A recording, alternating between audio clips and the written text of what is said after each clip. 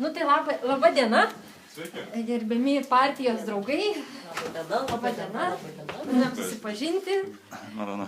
Tai kuris čia jūsų kandidatas yra? Aš būsiu. Jūs būsite kandidatas. Iš arčiau. Tai kokia jūs čia partija dabar esate? Gal trumpai galėtumėte prisistatyti?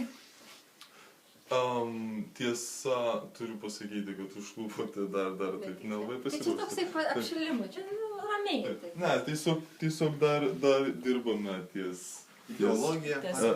pavyzdžiui, ideologija. Iš tikrųjų, tas pasakymas galbūt nėra toksai taiklus, dėl to, nes mes susibūrėme kaip nauja jėga ir siekiame užčiuopti tai, kas tikrai Lietuvą padarytų laimingą. O ką jūs norite užčiuopti?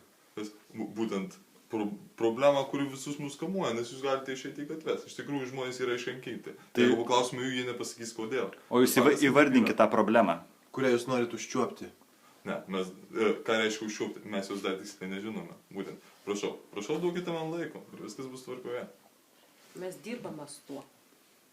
Labai rimtai dirbame.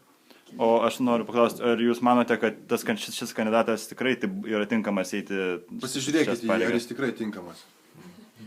Taip, manom, kad yra labai tinkamas. Ko jis labai tinkamas? Yra išmintingas. Aukštas? Taip, aukštas, žino kaip.